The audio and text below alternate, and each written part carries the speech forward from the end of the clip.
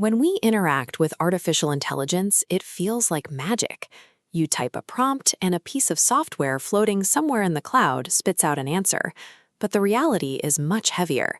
To make that chatbot work, the digital economy requires a massive physical footprint of land, steel, and electricity. To build that footprint, the tech sector is embracing a punishing labor model known as 996. That means working from 9 a.m. to 9 p.m. 6 days a week. At AI startups right now, founders and engineers are actively signing up for 70 to 100-hour work weeks, sacrificing sleep and weekends to beat their competitors to market. Some of the most prominent figures in global tech are strong advocates of this grueling pace. Jack Ma, the billionaire founder of Alibaba, even wrote to his employees that having the opportunity to work 996 hours is a huge blessing for ambitious people. The bottleneck in AI development has shifted from the keyboard to the electrical transformer. This is a winner-take-all sprint to lock down the finite hardware, energy contracts, and cooling systems needed to run the next generation of models. The companies that secure these physical assets first will own the computing layer of the future economy. What we are witnessing is a massive, highly capitalized physical land grab. Tech giants are pouring billions into industrial construction, building out the physical backbone of the next internet entirely out of sight of the average consumer. During a gold rush, the most reliable money goes to the companies selling the picks and shovels. Today, the most valuable shovels on Earth are specialized computer processors, known as GPUs. These complex chips act as the physical brains required to train advanced AI models.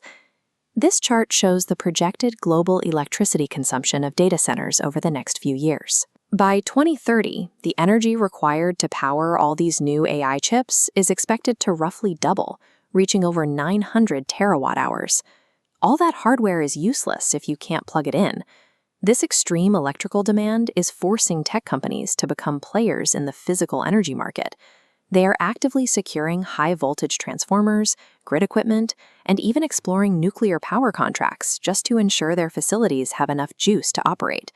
Pushing that much continuous electricity through thousands of densely packed chips creates intense heat.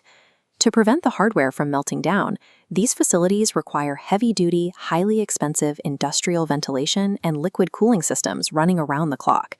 When you combine the price of rare GPU chips, massive electrical grid contracts, and specialized thermal cooling, the capital required to compete becomes astronomical. This cost of entry guarantees that the physical infrastructure running artificial intelligence will be permanently controlled by a tiny handful of big tech monopolies. Right now, this frantic industrial build-out is producing a tangible benefit on the ground. We are seeing a massive, unexpected surge in demand for specialty blue-collar construction labor to actually build these facilities. Constructing a modern data center requires tens of thousands of skilled hands. Local economies are hiring structural engineers to design the steel shells, concrete pours to lay foundations, and specialized electricians to wire the heavy industrial power systems. Take a look at this bar chart comparing recent blue-collar employment trends.